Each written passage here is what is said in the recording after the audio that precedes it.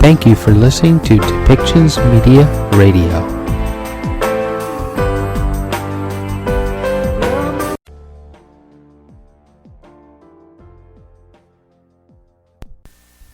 Welcome to Policy and Rights, the show about government policy and human rights.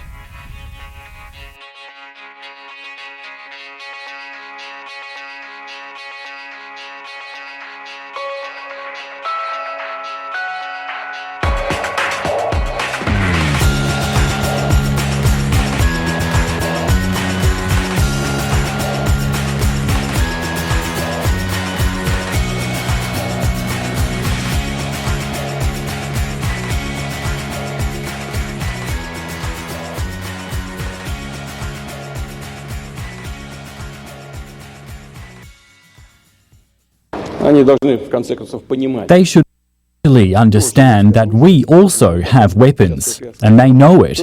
I just said it now myself, weapons that can hit targets on their territory. Everything that the West is coming up with now, what they threaten the world with, it can result in a conflict with the use of nuclear weapons, and therefore the destruction of civilization. What you just heard was Vladimir Putin threatening nuclear war against Western nations if they send ground troops to help Ukraine in their effort to win the war against Russia. As you remember 2 years ago, it's probably more than 2 years ago now, that Vladimir Putin sent troops in an invasion attempt to take over Ukraine as what he called a security measure for certain territories that wanted to remain loyal to Russia. And now we're up to threats of nuclear war. Well, maybe some of those threats aren't totally unprovoked. There has been a proposal by France to send ground troops to Ukraine in order to help their efforts. And there have been a few new NATO countries that are closer to being neighboring to Russia at this point. But the threat still remains that rather than trying to make a peace with Western countries so that we all can live in harmony together, that he'd rather threaten than work with Western countries so that some sort of agreement can work out with trade with Ukraine, and that those territories can, or the people in those territories that want to remain loyal to Russia can be free to leave and go to Russia as they wish. So it kind of frames out the lack of willingness to work together as human beings in our world today. So moving on to other recordings that we're going to have today, we're going to have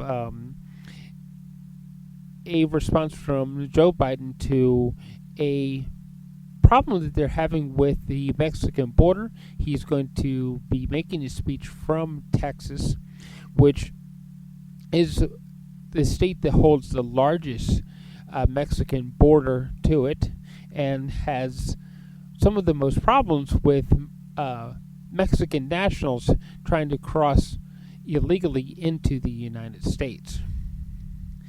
He will be talking about a bipartisan solution to upgrading the legal system that would handle the cases for these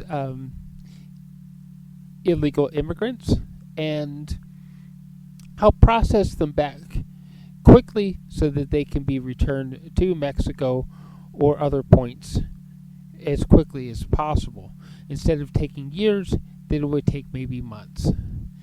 And some of the opposition that he's getting against it are people talking about that it only feeds the Democratic side and does not actually do anything for the Republican side. But as a reminder, it is a bipartisan agreement, an agreement that comes from both parties, not just a single-sided Democratic proposal or solution. With that, we're going to come to Canada, and Pierre Poilievre is claiming to have documents, the secret documents that are harmful to the Liberals and Justin Trudeau.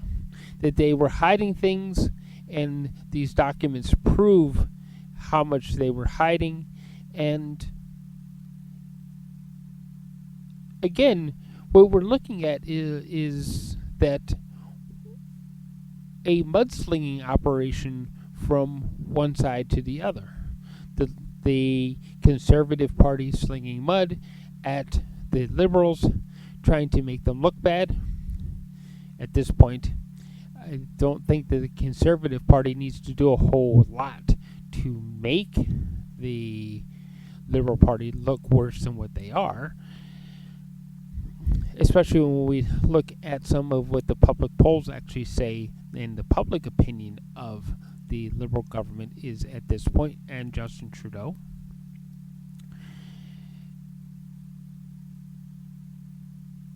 But again, to come to some solutions that are actually going to help people and help find more housing for those who are refugees coming into the country and needing help, and for those who are losing their homes because they just can't get enough paycheck to be able to make ends meet.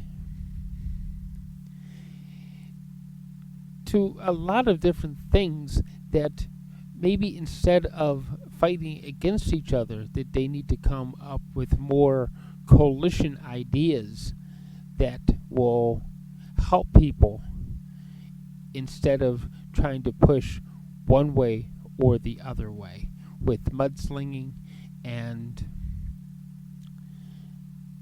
name calling and nasty statements towards each other on the Parliament floor.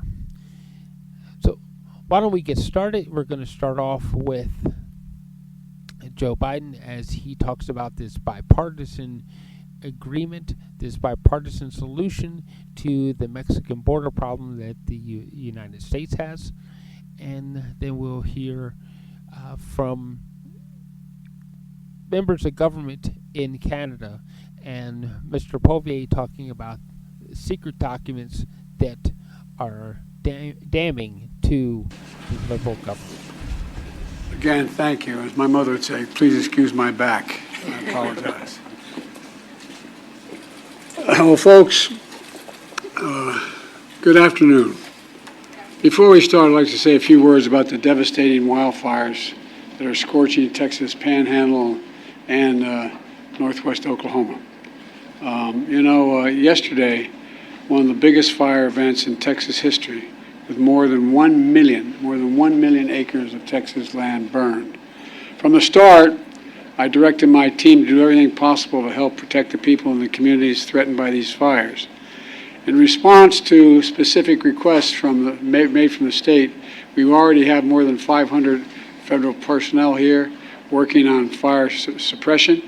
That includes the deployment of 100 federal firefighters and more on the way, as well as dozens of additional fire engines, air tankers, small planes, helicopters to help fight the flames. And FEMA has already guaranteed that Texas and Oklahoma will be reimbursed for the cost of keeping folks safe. And we're grateful for the brave first responders risking their lives to save others.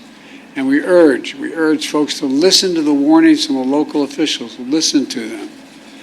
I've flown over a lot of these wildfires since I've been president. Matter of fact, I've been a helicopter in the west and the southwest and the northwest, flown over more land burned to the ground, all the vegetation gone, than the entire state of Maryland in square footage. The idea there's no such thing as climate change, I love that, man. I love some of my Neanderthal friends who still think there's no climate change. Well, my administration is going to keep building on the progress we've made fighting climate crisis, and we're going to help folks rebuild themselves in the wake of these disasters. And we rebuild to the standards that are the up-to-date standards and building codes and the rest. Because if you fly over these areas that are burned to the ground, you'll see in the midst of 20 homes that are just totally destroyed, one home sitting there because it had the right roof on it. And anyway, since I took office, FEMA's provided Texas alone over $13 billion in 3 years in disaster relief after fires and winter storms across this state. And when disasters strike, there's no red state or blue state where I come from. They're just communities and families looking for help.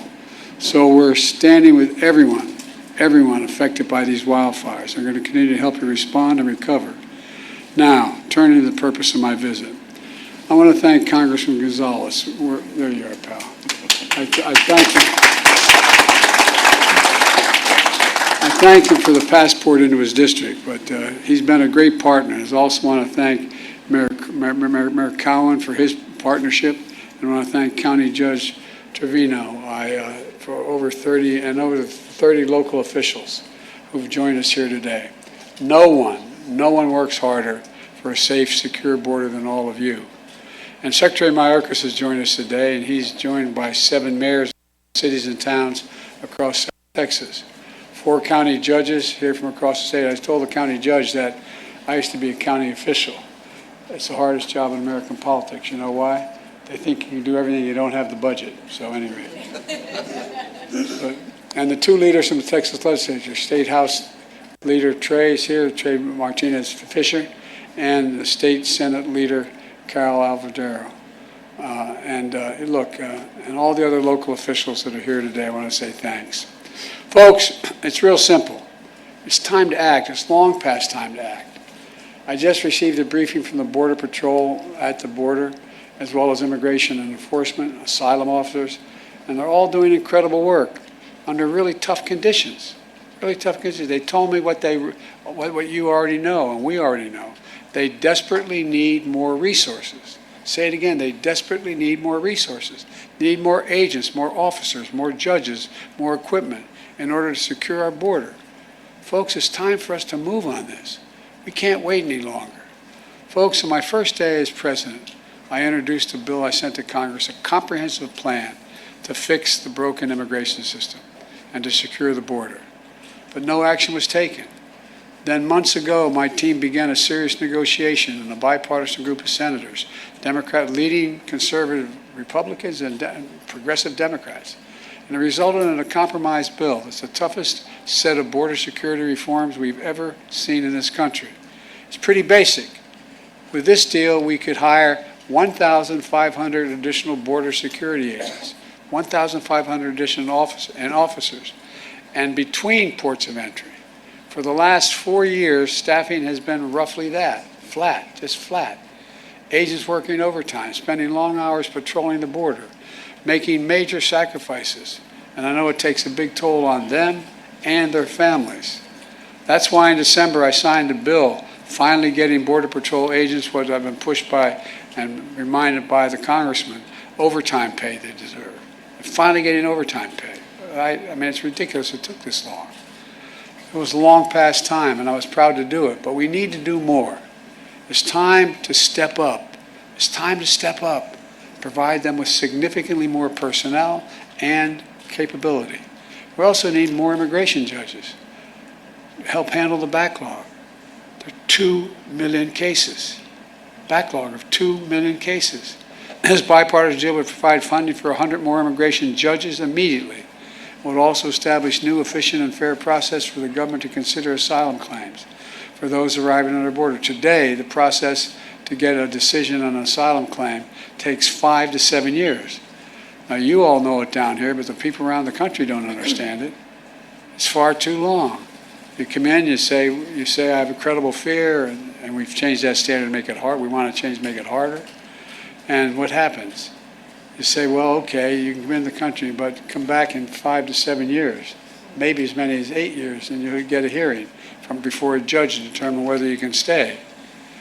This will encourage more people. This encourages more people to come to the country. If they get by the first, they got another 5, 7, 8 years before they have to do anything, because they know they cannot handle the caseloads quickly, and they'll be able to stay in this country in the meantime. With new policies in this bill and the addition of 4,300 additional asylum officers, we'll be able to reduce that process to less than 6 months. That would have a serious deterrent effect on those coming north. When the criminal gangs say, we'll get you north, what's $8,000? They say, no, wait, let me get this straight. I'm going to go north. It's going to cost me probably closer to $8,000 equivalent. And I'm going to get there, and in 6 months they may be able to get rid of me. I don't know, man. 6 months, 7 years, two different things. The person who's thinking about entering the United States understands the cases to be decided in a few weeks or months instead of 5 to 7 years. They're less likely to come in the first place. Not going to pay the cartels thousands of dollars to make that journey. Knowing that, it will be turned around quickly. Look, then we also need more cutting-edge inspection machines to detect and stop fentanyl from entering the United States of America. A year ago, I stood at the border in El Paso, and I watched these machines at work. They were able to detect everything from fentanyl to weapons to people being smuggled in cargo containers. This compromised bill would provide an additional $424 million for 100 more of these machines and could save lives in the process. This compromised legislation will also give me as president, or the next president, emergency authority to temporarily shut down the border between ports of entry when the numbers of immigrants and migrants, overwhelm the border, straining the Border Patrol's ability to process them. At the same time, at our legal ports of entry, like here in Brownsville, we're making investments in infrastructure. My bipartisan infrastructure law is going to provide nearly $4 billion new dollars to boost security, to ease waiting times at land and ports of entry like Brownsville. And I want to thank again Congressman Gonzalez for helping me get that through and get it passed as the law. That you get the money for example, that's how you got the money for the Gateway Bridge from that fund. Folks, the bipartisan border security deal is a win for the American people. And it's a win for the people of Texas, and it's fair for those who legitimately have a right to come here to begin with. It's a win for the people of Brownsville, and I believe that's why the Border Patrol Union endorsed it.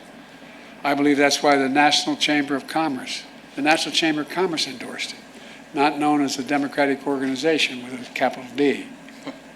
Look, and that's why the Wall Street Journal endorsed it as well. This is a truly bipartisan initiative. That's why the bipartisan South Texas Alliance of Cities endorsed it. Folks, I didn't get everything I wanted in that compromised bipartisan bill, but neither did anybody else. The compromise is part of the process. That's how democracy works. That's how it's supposed to work. Compromise is a very positive step on a critical issue for the country, all those issues for the country. And folks here in Brownsville and all along the border know that. We need to have their backs, your backs. And I want the people to understand clearly what happened here. This bill was in the United States Senate, was on its way to being passed. Then it was derailed by rank-and-file politics, partisan politics. The U.S. Senate needs to reconsider this bill, and those senators who oppose it need to set politics aside and pass it on the merits, not on whether it's going to benefit one party or benefit the other party. It's about whether it benefits the American people. It's what the American people deserve. And the Speaker of the House needs to put this bill on the floor, because if he put it on the floor unrestricted, it would pass. The majority of Democrats and Republicans in both houses support this legislation until someone came along and said, don't do that, it'll benefit the incumbent. That's a hell of a way to do business in America for such a serious problem. We need to act. It's time for the speakers and some of my Republican friends in Congress who are blocking this bill to show a little spine pass a bipartisan board, remember, bipartisan, conservative leaders supported this border security bill. Let's remember who we work for God's sake. We work for the American people.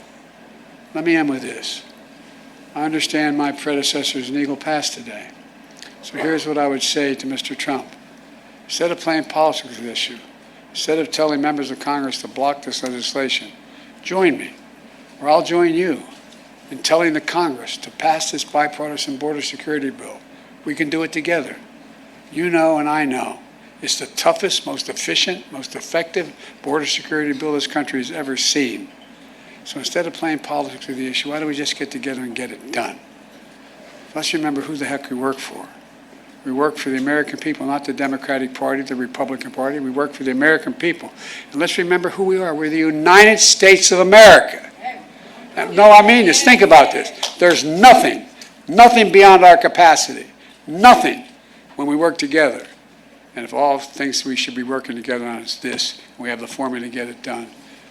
God bless you all, and may God protect our Border Patrol, and God protect our troops. Now, a NDP MP is stepping down and to help his constituents in a different way and what he thinks could be a better way. So let's listen to that. Blaikie, I believe you have some news for us. What's happening with your career right now, please? I do indeed. Today I announced that I'll be vacating my seat as the Member of Parliament for Elmwood Transcona effective March 31st to go work with the new government of Wab Kinew in Manitoba as the Senior Advisor on Intergovernmental Affairs. You've been here a good while. You've followed in the footsteps of your late father. Why the transition time now, other than obviously the new government? Yeah, well, I'm really proud of all the work that we've done as a caucus here in Ottawa under Jagmeet Singh, and I'm really excited by the work that the government of Wab Kinew is going to be doing in Manitoba. For me personally, this is an opportunity to continue on in the same vein of work, working for people, trying to have better public policy, but to get to do it from a position where I'm closer to home and I get to see a lot more of my young children and my wife and support her in her career as well. The NDP caucus is split both sides of the aisle. You sit on the far side from Mr. Singh. Do you have any confidence still in Mr. Singh's leadership? I absolutely have confidence in Jagmeet Singh's leadership. As I say, we're doing a lot of great work here in Ottawa. The new pharmacare deal, that the details of which are going to be announced shortly, is very exciting and I think is going to make a big difference in the lives of a lot of people, along with the new dental care plan, along with the anti-scab legislation that just went to committee yesterday. So there's a lot of great work here that's been happening under the leadership of Jagmeet Singh. And I've been very honored to be a part of that work, but looking forward to get to do similar kinds of work while being closer to home with my family. You used some, I believe, unparliamentary language, the Speaker called it today. Was this, I think you were describing the Leader of the Opposition, if I got that right? Or I'm still trying I was expressing concern for certain members of his caucus that I felt might end up getting dragged out behind him by their tongues. And I believe you apologized for that, is that correct? I did indeed. Was that a parting shot, or considering we've got no, so few citizens? That was impulsive. And I think, with hindsight, perhaps not the best day to do something like that. Of course, the House of Commons is a place that can get quite contentious at times. And the Conservatives certainly delivered their fair share of various kinds of phrases on the floor of the House that I think would be deemed unparliamentary. I think it's worth noting that it wasn't something I had intended to put on the record. It was a Conservative MP who invited me to do so. Just two last things to wrap it up. One, what is your message to your constituents? I just thinking of your constituency when you walk the streets. What is your key message to them now that we're going to be going down a by-election and so on to replace My them? main message to folks in Elmwood Transcona is thank you and a lot of gratitude for the honor of having been able to serve our community. I intend to continue that service in another way, trying to make life better for people. And I hope that as I exit, voters in Elmwood Transcona will continue to support the good work that Jagmeet Singh and his team is doing here in Ottawa. Do you think your late father would be proud of the move that you're making? I don't know exactly what my father would think. But I know that he always supported me in my decisions about my career, whether that was when I was studying philosophy or becoming an electrician or entering into politics, and I would expect that he would be happy to support me in this latest move as well. And the final is just a procedural question. I believe you have yet to stand up to stand up in the House and resign. That is, the press release went out first. You still have to do that last group. Am I correct? Yeah, those pieces will come before March 31st. Yeah. Thank you. I really appreciate you coming. Thank you up. very much. And we'll send that off to appreciate Winnipeg. it too.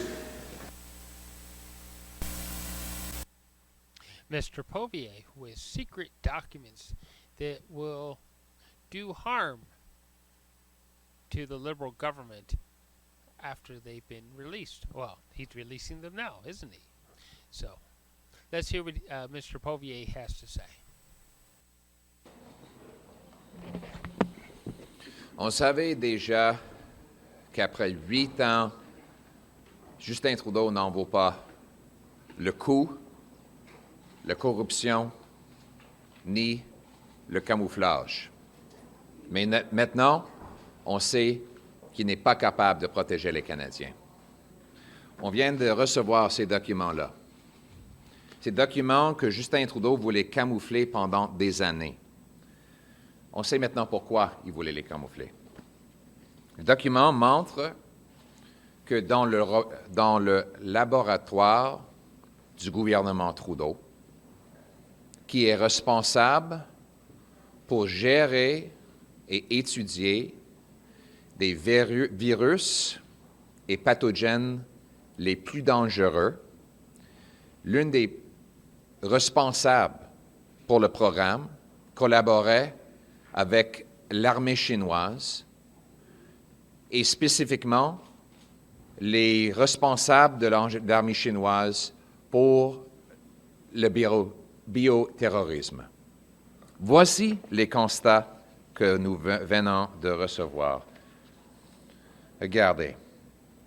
Le scientifique du laboratoire de Winnipeg, Dr. Chu, qui dirigeait l'unité des pathogènes spéciaux, selon les documents à page 242, représente un danger très grave et crédible pour le gouvernement du Canada dans son ensemble, et en particulier dans les installations considérées comme hautement sécurisées, en raison du potentiel de vol de matières dangereuses qui attirent des terroristes et les entités étrangères qui font de l'espionnage pour s'infiltrer et nuire à la sécurité économique du Canada. Fin de citation. À la page 239, il est indiqué, et je cite, « Les enquêteurs estiment que Dr. Chu a communiqué avec des entités étrangères durant des voyages en Chine. Les preuves obtenues lors des entretiens et les informations collectées à partir du contenu électronique et des appareils révèlent que c'est effectivement le cas.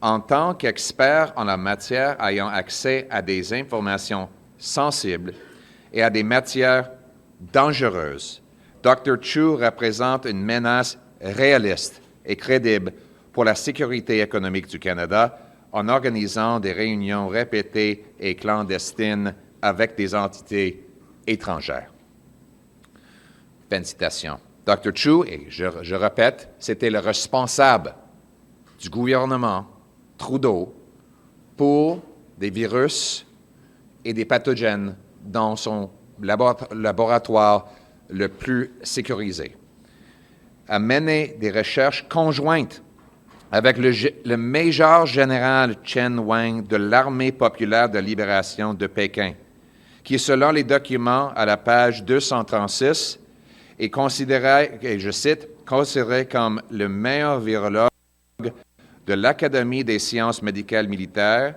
et le principal expert chinois en matière de défense contre les armes biologiques, engagé dans des recherches liées à la biosécurité, à la biodéfense et au bioterrorisme. Fin de citation. Quand Justin Trudeau a obtenu ces documents-là, qu'est-ce qu'il a fait? Est-ce qu'il a informé le public? Non, il a camouflé. Il a dit que c'était pour les raisons de sécurité nationale. Il ne pouvait pas partager ça. Mais selon un comité des parlementaires et des juges, des parlementaires de tous les partis, y compris les libéraux, et 3 juges, c'était pas pour protéger la sécurité nationale. Le camouflage, c'était pour protéger la carrière politique de Justin Trudeau en évitant l'embarras. Et je cite le comité des 4 partis et des 3 juges. Les informations semblent avoir pour but principal de protéger l'organisation de l'Ottawa pour des échecs en matière de politique et de mise en œuvre et non de répondre à des préoccupations légitimes de sécurité nationale. Et leur divulgation est essentielle pour demander des comptes au gouvernement. Rappelons que le Parlement a demandé ces documents 4 fois. Justin Trudeau a refusé. Il a même poursuivi le président de la Chambre des communes pour empêcher la divulgation de ces documents-là, soi-disant pour les raisons de sécurité nationale, et on sait maintenant que c'était un mensonge. Puis ensuite, il a déclenché une élection soudaine, sans justification, dans laquelle la Chine a aidé Justin Trudeau à gagner. Et maintenant, il nous dit qu'il est capable de protéger notre sécurité nationale. C'est ridicule. C'est du n'importe quoi avec lui. La réalité, c'est qu'il nous faut protéger notre système scientifique, nos laboratoires sensibles, mettre fin à l'espionnage et l'infiltration que Justin Trudeau a permis. Il faut avoir un premier ministre qui n'admire pas la dictature communiste de Pékin, comme Justin Trudeau dit faire, et un premier ministre qui va défendre notre pays. On va défendre notre pays contre les forces étrangères qui veulent nous nuire. Et on va rétablir le gros sens dans la gestion de notre gouvernement. Thank you very much, and now in English. We already knew that Justin Trudeau was not worth the cost, the crime, the corruption, and the cover-up. But now we know that he cannot protect our people or our country. We just received these documents that Trudeau has been covering up for years. Documents related to a massive security breach at the Trudeau government's most sensitive laboratory, where the most dangerous viruses and pathogens are studied and handled. We have learned that the Trudeau government's head of pathogens was collaborating with members of Beijing's People's Liberation Army who are responsible for bioweapons and bioterrorism. We know now that a People's Liberation Army official was able to gain personal access, walk in the door, look at computers, and have access to all of our most important virological secrets. Let me, if you think any of this is hyperbole, read the report yourself. This is from government documents, the Trudeau government's own documents. It says here on page 142, Winnipeg lab scientist Dr. Chu is head of the Special Pathogens Unit, the top person in that job. According to documents on page 242, quote, represents a serious and credible danger to the Government of Canada as a whole, and in particular at facilities considered high security due to the potential for theft of dangerous materials attractive to terrorists and foreign entities that conduct espionage to infiltrate and damage the economic security of Canada, end quote. It states further on page 239, investigators assess that Dr. Chu communicated with foreign entities during her trips to China. The evidence obtained from interviews and from information collected from the electronic content of her devices reveal that this is indeed the case.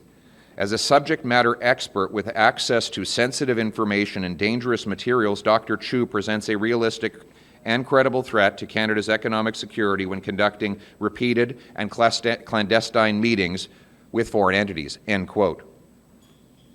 Then it says Dr. Chu conducted joint research with the Major General Chen Wei of the People's Liberation Army, who, according to page 236, is a noted top virologist at the Academy of Military Medical Sciences and is China's chief biological defense expert engaged in research related to biosafety, biodefense, and bioterrorism. Bioterrorism, end quote. And these are documents, this is right out of the government's own documents. Trudeau, what did he do when he found out about this? Did he immediately inform Canadians of the breach? Did he fire anybody? No, no one was fired. Did he call an inquiry to get to the bottom of it? No, he didn't do that either. Instead, he covered it all up. He defied 4 parliamentary orders to release these documents. When the Speaker tried to get them, he sued the Speaker to cover this up. He said it was all for national security, but now we know from a committee composed of 4 members of Parliament, including 1 Liberal, and 3 judges, and I quote, the information appears to be mostly about protecting the organization from embarrassment for failures in policy and implementation, not legitimate national security concerns, and its release is essential to hold the government to account. In other words, there was no national security reason why we couldn't have had this before. It was only because Trudeau didn't want the embarrassment before an election. So what did he do then? He collaborated, knowing this, he collaborated with Beijing by a vaccine for COVID. Could you imagine if the deal that Trudeau wanted to sign with Beijing had gone ahead and we had procured China-made vaccines after learning this information? That's what was in this guy's head. And if you think for a minute, because I know there'll be all kinds of excuses, well, he's not responsible and how could he possibly take ownership of what happens in his government? Let me quote him. He has a document called Open and Accountable Government. And I quote, as head of government, the Prime Minister has special responsibilities for national security, end quote. It's his responsibility. This is his government's lab. It's not a random university lab. It's the top lab for the Prime Minister's public health agency. And he is exclusively responsible for the machinery of government as Prime Minister of the country. So this is on Justin Trudeau. I will add one last thing. Not only did he cover it up, not only did he try to get a vaccine from China after knowing this, he called a snap election to make sure that the voting would happen before this came out. And what happened in that election? Beijing interfered to help him win it. This is a man who says he admires China's basic communist dictatorship. We cannot trust Justin Trudeau to keep our people and its country safe. We need a strong, conservative, common-sense government that will root out foreign interference, protect our critical secrets and our medical research, and stand on guard for our country to keep our people and our nation safe. Thank you. On ArriveCan, there is a report by CTV that says that there is a man who runs a company that got $8 million for ArriveCan. He is still employed by the Department of National Defense. What does that say to you? It says to me that there's no accountability. Now that we know this individual should be immediately fired, and there should be an immediate police investigation of his conduct and that of the company with which he's associated, and a broader inquiry within the public service about how this contracting was allowed to go on for so long. On the Winnipeg lab, do you think the National Microbiology Lab infectious disease researchers should be allowed to do any collaborations with China at this point? No. Can you explain why? Because we know that in this instance that our highest placed, most sensitive lab was infiltrated by people who collaborated with the People's Liberation Army, who did not reveal any of their ongoing partnerships with the regime in Beijing, and who transferred materials from our most critical lab containing our most dangerous viruses over to Beijing and worked in collaboration with the Wuhan lab. So I don't think this is the kind of collaboration we want. We should be collaborating with like-minded democracies that we can trust, not those that want to attack our interests. Do you on pharmacare? So as Mr. Poilievre has said, the government's own documents have confirmed that the national security breaches at the Winnipeg lab represent a very serious and credible danger to Canada and a realistic and credible threat to Canada's economic security. As Mr. Poilievre has also said, in the government's own founding document, Open and Accountable Government, the Prime Minister alone is responsible for the machinery of government, and the Prime Minister has a special responsibility for national security. It is clear in these documents that the Prime Minister failed in his responsibility to protect the security of Canadians against a very serious threat against this country and its citizens. It's also clear that the Prime Minister failed to ensure that the machinery of government was set up in a way to ensure that these kinds of things did not happen at the Winnipeg lab. In addition to all of this, what is equally appalling is the cover-up. It was 3 years ago that we asked for these documents. In fact, as Mr. Poilievre has said, the House of Commons and its two committees issued 4 orders for the production of these documents 3 years ago. It was 4 years ago that these scientists were marched out of the lab in Winnipeg. And during these last 4 years, the government covered it up. It initially, as you will recall, tried to punt this to the NSICOP committee. And then it took the Speaker to court. And then it actually created this ad hoc committee of 4 MPs and 3 judges that took another year and a half to review these documents. So this has been a massive cover-up on part of this government, and it's particularly appalling in light of the fact that this is a government that came to office promising greater transparency. We have seen anything but. In fact, it has been said by information commissioners that we've seen a reversal in transparency on part of this government, probably one of the worst reversals in modern government, Canadian government history. We've also have a government here that promised to respect Parliament. And here we are, 3 years after we asked for these documents, and finally starting to get some of the truth behind what happened. And so this is a damning indictment on this Prime Minister, his management of the Government of Canada, and his lack of respect for our democracy. Good morning, everyone. Canadians need to know that 2 scientists with deep relationship with many institutions inside the People's Republic of China infiltrated Canada's top microbiology lab in Winnipeg.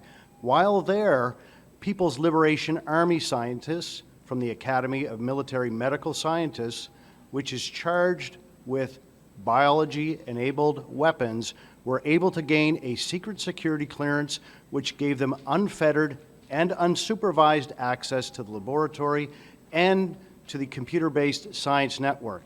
This is a travesty and a breach of security at the highest levels that cannot be tolerated. Aside from all this, we know very clearly that the Trudeau Liberal government wanted to cover this up, denying 4 orders of Parliament, taking the Speaker to court, and calling an unnecessary election during COVID, which of course resulted in us understanding now very clearly that there was Chinese interference in that election.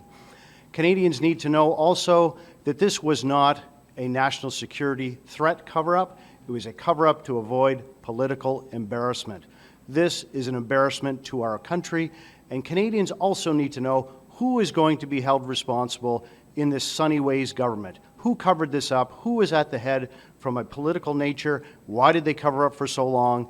And when will someone, such as a minister or a prime minister, be held responsible on behalf of all Canadians? I thank you. Just one more thing we just want to add to this is as we actually look at this and you think about the documents that we all took a lot of time last night going through and the cover-up that we've been going under for the last 3 years because of Justin Trudeau and his corruption and his cover-ups. We've got to remember that if you look at page 97, paragraph number 5 in the CSIS document, it says, and this is where this gets really critical here when it comes to our national security, the Academy of Military Medical Sciences of the People's Liberation Army of the People's Republic of China and has offensive chemical and biological weapons capabilities. As per China's key national research and development priorities is to support national defense research projects by transforming the results of basic civil research into military applications.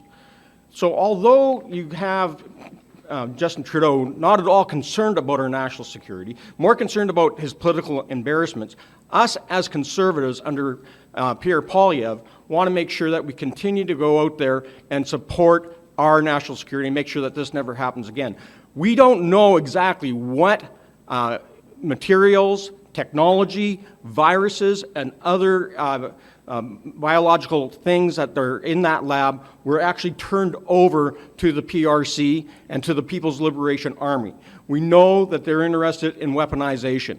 And so we cannot have these biological weapons created in China and used against us here in Canada or our allies. You want to talk about an embarrassment. This is a national embarrassment, it's an international embarrassment, and our own national security is at risk. Let me just say that this is a national security failure on the highest level. The head of the unit at the Winnipeg lab responsible for pathogens was collaborating with the foremost expert in the PLA with respect to biodefense and bioterrorism. And through it all, the Prime Minister was less than transparent with Canadians, and he covered it up. And the question is, who bears responsibility? And the answer to that question is very simple. Justin Trudeau bears responsibility. The buck stops with Justin Trudeau. As Prime Minister, he has special responsibilities for national security, and he has a lot to answer for this colossal failure that occurred under his watch. Devrait-il y avoir un droit de retrait pour le Québec, l'Alberta et toutes les autres provinces avec pleine compensation et sans condition sur l'assurance médicaments? Premièrement, il faut reconnaître que c'était notre promesse du gouvernement néo-démocrate libéral.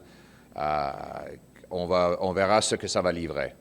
Ils ont promis un grand programme de 80 milliards de dollars pour rendre le logement abordable et Justin Trudeau a doublé le coût de logement. Donc, nous verrons ce que le programme va livrer. Pas juste des belles paroles, des photo-op et des ententes entre des deux politiciens incompétents. So will you support pharmacare? Will you support pharmacare? Puis, est-ce qu'il devrait pouvoir se retirer? Okay. What do you think of Mexican nationals needing a visa to get into Canada? The question was so the question was on Mexican visas. The Harper government put in the visa for Mexico, which all but eliminated false asylum claims from that country. When Prime Minister Harper left office, there were 250 asylum claims per year from Mexico.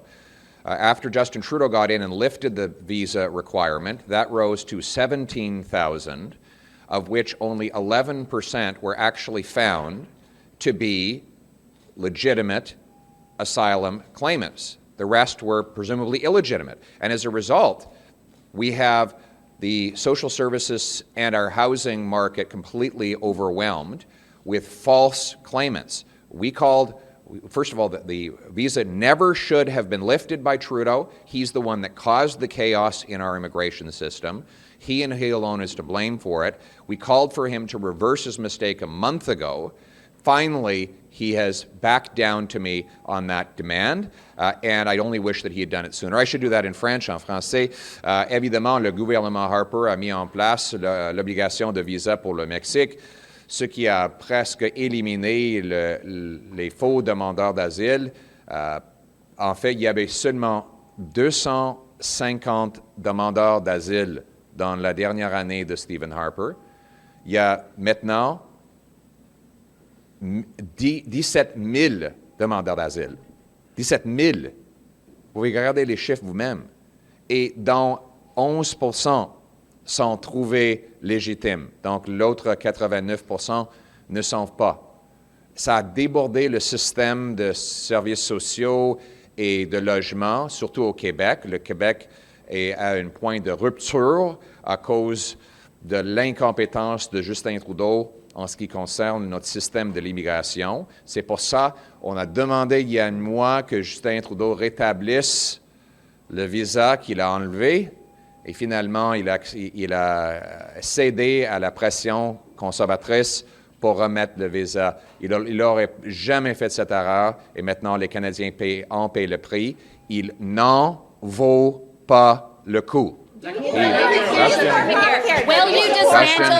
Justin Trudeau is not worth the cost. Will you dismantle pharmacare? Thank you very much. Will you dismantle pharmacare if you are... Will you not answer more of our questions? And from the United Nations, we have Dennis France, President of the General Assembly of the United Nations, speaking to the press on climate and human rights. Good afternoon, all. Thank you for your interest and for joining me here today. Allow me to start by thanking the people and government of Kenya for the warm reception and gracious hospitality extended to myself and my delegation since arrival in this vibrant city of Nairobi. I would also like to congratulate His Excellency the President of Kenya as gracious host and the Executive Director of UNEP for successfully hosting the 6th session of the UN Environment Assembly here in Nairobi. It is my strong hope that these discussions will provide us with additional guidance in tackling the challenges of climate change, biodiversity loss, and pollution, and help to mobilize urgently needed action across the 2030 agenda for sustainable development. You will note that I deliberately said additional guidance because we all know that we were warned long ago about the climate crisis, but we have been slow to take countervailing action. This morning, UNEA 6 opened under the theme Effective, Inclusive, and Sustainable Multilateral Actions to Tackle Climate Change, Biodiversity Loss, and Pollution. I use the occasion to reiterate my appreciation to UNEA, not only as the premier platform to provide the needed leadership on global environmental policies and international environmental law, but also to ensure interlinkages between addressing the environmental challenges on the one hand and achieving sustainable development on the other. I urge member states and stakeholders alike to harness the value of the UNEA 6, to scale up commitments, and importantly, to make a robust contribution to the reinvigoration of multilateralism so that it can more effectively deliver to people and planet. Indeed, the current climate, and I mean that politically and literally, is marked by profound instability. Our multilateral system is regrettably on trial. High-level gatherings such as UNEA 6 are therefore prime occasions for world leaders whose countries and peoples are adversely affected by the climate crisis to both advocate and enact transformative change. Time and again, member states have reaffirmed the importance of integrating the environmental dimensions throughout the Sustainable Development Agenda and acknowledge that a healthy environment is both an essential requirement and a key enabler of sustainable development. Yet, far too often the voices of the very developing countries who are deeply and disproportionately affected by the climate crisis are relegated to the margins and peripheries, while those at the center differ as the situation grows worse daily. This is wrong, ethically, morally, politically, and pragmatically. It is wrong. I'm absolutely convinced that effective, inclusive, and sustainable multilateral action is as much about designing mutually beneficial commitments as it is about nurturing trust and implementation, including all voices and concerns. This forum, therefore, is an opportunity to demonstrate that human-centered cooperation and collaboration are not only still possible, but are, in fact, indispensable.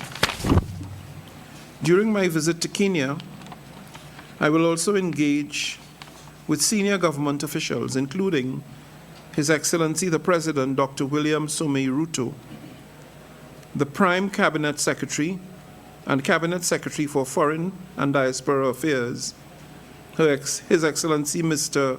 Musalia Mudavadi, and Cabinet Secretary for the Environment, Climate Change and Forestry, Her Excellency Ms. Rwanda Soipan Tuya. I have already held separate meetings with key UN officials, including the UNEP Executive Director, Ms. Inga Anderson, Director General of UN Office in Nairobi, Ms. Zainab Hawa Bangura, as well as senior officials of UN Habitat.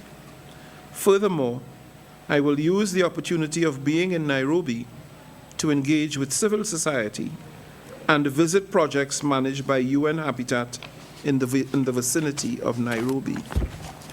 In each setting, I will endeavor to draw attention to the diverse impacts of climate change and environmental crises on the full and effective enjoyment of human rights, including through my address at the University of Nairobi, where I will discuss the broader topic on how Africa can contribute to reinvigorating our fractured multilateral system. I will also use this opportunity to communicate the ongoing work in New York, especially the preparations for the Sustainability Week in April, one of the signature events of my presidency, and the Summit of the Future in September. My visit to Kenya is therefore part of a broader effort to underscore the UN's commitment to building a safer, more prosperous, and indeed more harmonious world, paving the way towards a sustainable future for all, everywhere. Together we can deliver on peace, prosperity, progress, and sustainability for all, a message I am glad to have shared with all the UNEA 6 participants. To this end, my door will remain open to any nation or leader desiring to engage in further cooperation across borders, sectors, or UN departments. I thank you for your kind attention, and now I turn the floor over to you for any questions and or comments that you may have. Thank you. Thank you very much, President, His Excellency Dennis Francis. We will open the floor now, and I will encourage you to ask questions. We will take group questions in value of time. So let's raise your hand or start the questions if you have any. Yes? Can you introduce yourself as well, and then?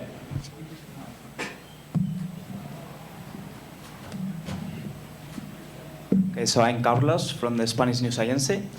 Thank you, Dennis. I want to ask you that according to the latest data from the war in Gaza, more than 30,000 people have been killed. What measures should be taken to stop Israel's war against Hamas in the Gaza Strip? Thank you. We have more, two questions to Let me be sure that I got the question. What message? Was it message? What measures? Measures. Uh-huh. Yes, thank you for your question. Koech from Radio Africa Group, 2 questions. We understand some of the SDGs are off the track. Which are these and what needs to be done to scale them up? The second question is on the interchange between conflict and climate change. We have seen communities fighting over scarce resources. As the president of UN, what is your message to communities that are fighting over scarce resources? Thank you very much. We have one more question, and then we can have a next round. Yeah. Okay. Helen Shikanda from the Nation Media Group. You've mentioned that you'll be meeting President Ruto and the Prime Cabinet Secretary Musalia Mudavadi. Do we know the agenda of your meeting, or can you talk about it? Thank you. Would you respond to these 3 questions? Yes, yes. Well, let's start at the end. I do have a meeting scheduled to meet with His Excellency the President and the Prime Cabinet Secretary. But I think it would be premature and in a way discourteous of me to reveal the substantive content of that interface before it happens. So with the greatest of respect, I'm unable to give you details. But the fact of the matter is, this is the only UN station in the Global South, and it is the largest UN station. It's the only one that deals viscerally with issues related to the environment. And so, in a sense, while the UN itself is a brand, a global brand, UNIA in Nairobi carries the environmental brand of the UN. So it's a very important duty station. And the fact of the matter is, as we know, environmental issues have become increasingly important as a development issue in the last 15 to 20 years in particular.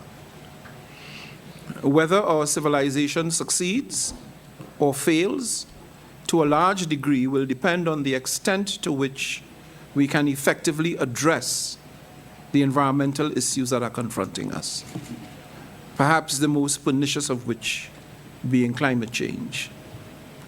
In some parts of the world, people are at risk of being inundated by the seas, and of losing their culture and their lifestyle and heritage. So the issues on the global agenda that are discussed routinely in Nairobi are extremely important issues. And I would like to use this opportunity to congratulate the government and the people of Kenya for their unfailing commitment and deep engagement with the UN on these issues. It's a dream of a partnership, really, that you have this level of engagement and support. And I think it works well in the interest of both sides. But because the environment must continue to be a priority going forward. Otherwise, I'll leave it for you to imagine what the consequence might be. So thank you for your question.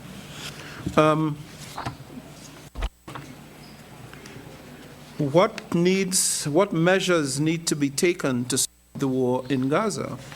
Well,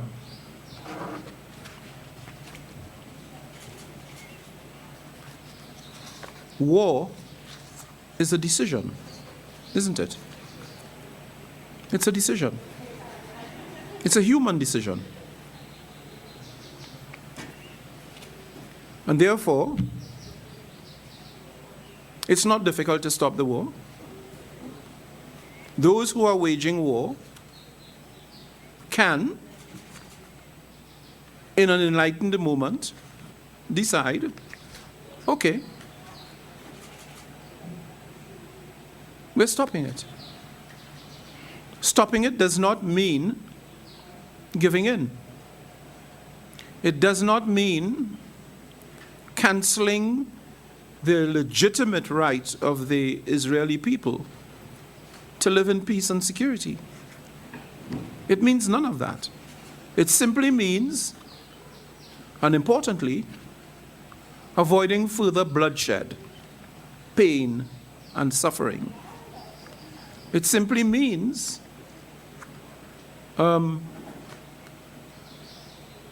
not risking any further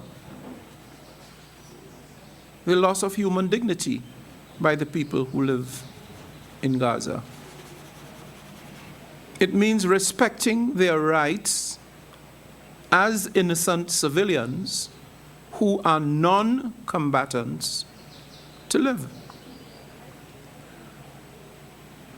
What I would also hope it means is that those who are directly involved in the conflict would be open and amenable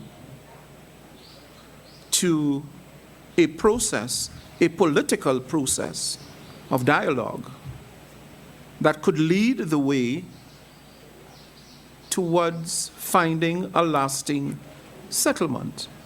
We cannot have in perpetuity these cycles of war. It's been going on now from the late 1940s, 1950s. Every 3 or 4 years, a lot of blood spilled on both sides. It's just not sustainable. But that should surprise no one. Peace is never made in war. Peace is made in peace, around the table, through dialogue, through confidence building, through building trust. You know, President Reagan used to say in his negotiations with the Russians in the 1990s, trust, but verify. It's a good practice. So it's a decision. Now, lots of people might say or think, well, why isn't, in fact, today I was asked this question, why is this being permitted to go on? It's not being permitted to go on. The United Nations General Assembly has spoken decisively in the context of 2 resolutions about Gaza. Every major statement I've made on peace and security, I've repeated the demands that we've made. The war must stop. All the hostages must be returned unconditionally. And there must be an opening for the provision of humanitarian aid and support to the people of Gaza. Because what has taken place and what is taking place is offensive to the human spirit and to human dignity. It causes a great deal of disquiet and angst among people. So our hope is that wise judgment will prevail, even as quiet negotiations behind the scenes are taking place with the key players, which initiatives the UN fully supports. Because we have 2 objectives really. 1, to stop the bloodletting and the suffering. And 2, to move decisively towards a peace process that will endure. Because in our view, the rights of the people of Israel and the rights of the people of Palestine are not irreconcilable. They're not irreconcilable. The 2-state solution really is the only credible way to deal decisively and finally with this issue. So, peace is our brand, and we promote it, and we defend it. And that is why, for example, we have made the statements that we've made on Gaza. There are other initiatives that are in the works that the General Assembly will be taking next week to deal with issues around Gaza, and we hope that would lead to the desired outcome. Okay? The SDGs. Yes, the SDGs, progress in the SDGs has faltered. And it's a confluence of things that has created this problem. First of all, we had the pandemic. Nobody anticipated it. and so progress towards the SDGs. Then we had the war in Ukraine. Now we have the war in Gaza. Then you had rising inflation. Then you had global food insecurity. It's a confluence of things. But for example, there's no good reason why in 2024 there should be 860 million people on earth living in abject poverty. No reason. It is unacceptable. You know, war, you know, it is as if it's not exactly equivalent, but having those large numbers of people living in poverty, in abject poverty, it's almost as if those people are living a life of war every day. They are in a war for their survival. And we can do something about it. We know what we need to do about it. But the key missing ingredient has been something referred to in the SDGs as the means of implementation, the resources to make it happen. Because implementing the reforms will cost money, money that many developing countries, particularly the most vulnerable, the LDCs, the landlocked countries, and the small island developing states, they do not have the resources to implement the commitments. It is not that they are not committed. They are highly committed, but the resources are not in place. Same thing, hunger. About 900 million people on this planet living in hunger. And guess what? Even if we achieve the goal of dealing with abject poverty by 2030, there will still be a couple hundred people living in poverty. So we have to up our game.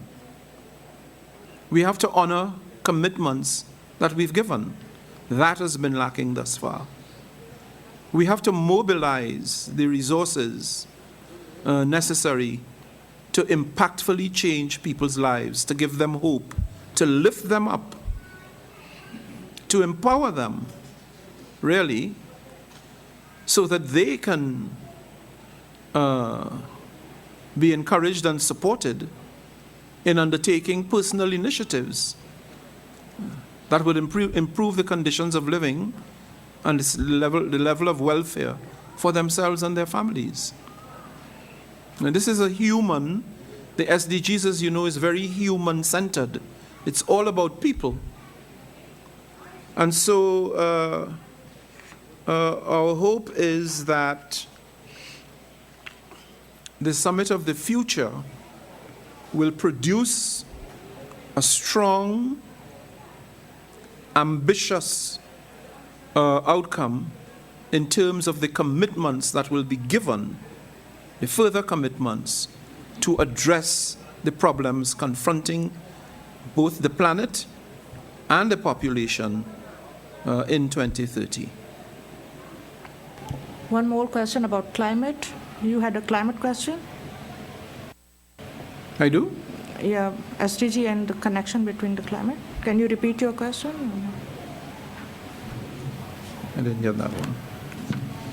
My question was about conflicts and climate change. About scarce resources, as the president. Yes. Well, this is a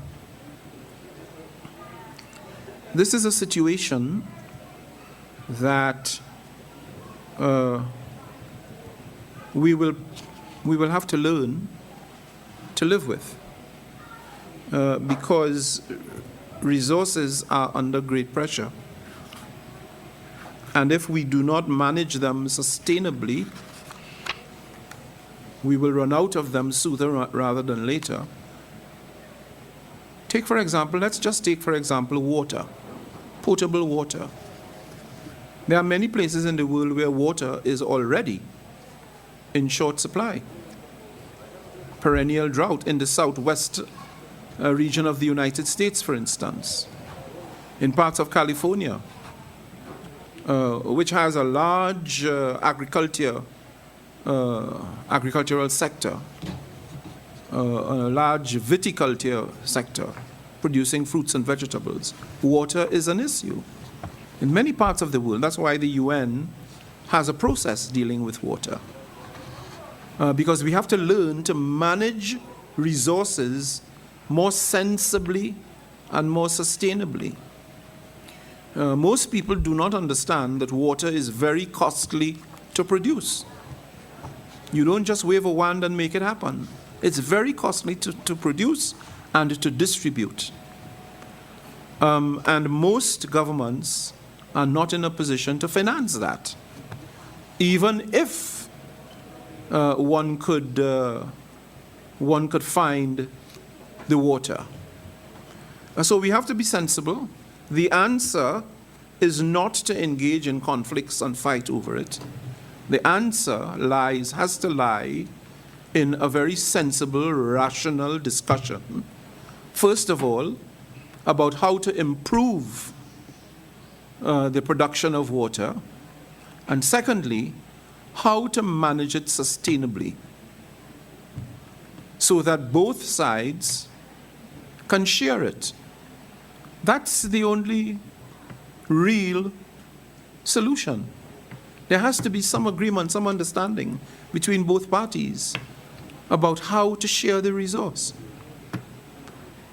And particularly since, it happens that many rivers, important rivers in the world, straddle 4, 5, 6 countries, those countries will have to come together and work out a formula by which they will share those resources.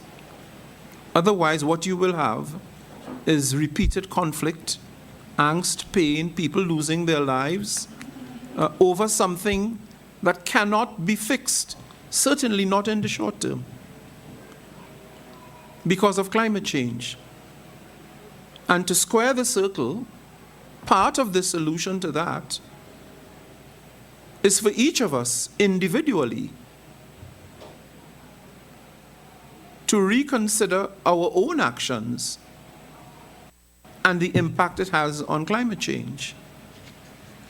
So that, for example, when you're brushing your teeth in the morning and the tap is on and the water is just running, that's water that's being lost to the system that you might need tomorrow. It's the cumulative effect of little things and the cumulative effect of big things that will help to save us. So there has to be cooperation at the community level, at the national level, at the regional level, and at the international level to manage these resources more sensibly. Because by 2050, I think there will be 9 billion of us inhabiting the planet. The numbers are growing and swiftly. And so what we call in geography population pressure is going to intensify. It cannot be that we allow this to so destabilize our society as to risk a total breakdown and war. So sustainable living involves each of us. Is it wise to keep demanding more? Or is it more sensible, perhaps, to consume and demand less so that there'll be some left for tomorrow? And more than tomorrow, there'll be some left for the next generation. Your children, your grandchildren, your great-grandchildren. To ensure, for example, that the rich biodiversity that we have They have. Because guess what?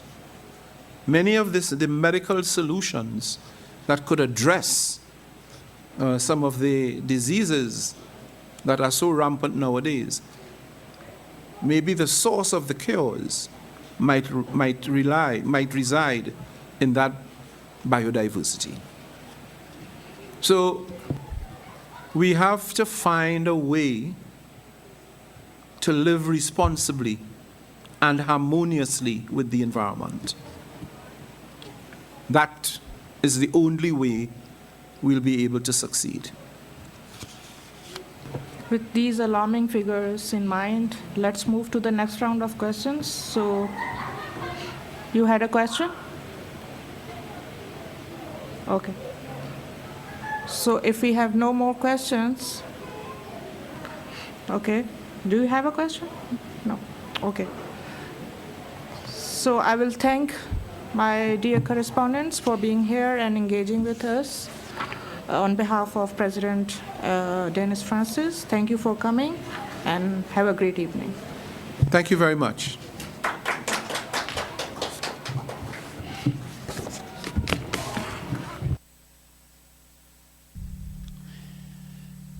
Thank you for listening today. You've been listening to Policy and Rights here on Depictions Media Radio. It would seem that what we really need are peaceful solutions where people are learning to work together in order to solve today's problems. That what affects one country seems to affect another country on the other side of the world with our global economy and how things are working today. So why not just simply work together and solve the problems of the day? It seems simple, but yet governments don't seem to understand that working as one is the best solution overall. The only way that we, the people, can make that problem go away and help our governments work together is by casting the vote, by marching in protest peacefully, and voicing our opinion to government officials with letters, emails, and other peaceful statements and demonstrations. Thank you for listening. Please find that subscribe button wherever it may sit on your screen.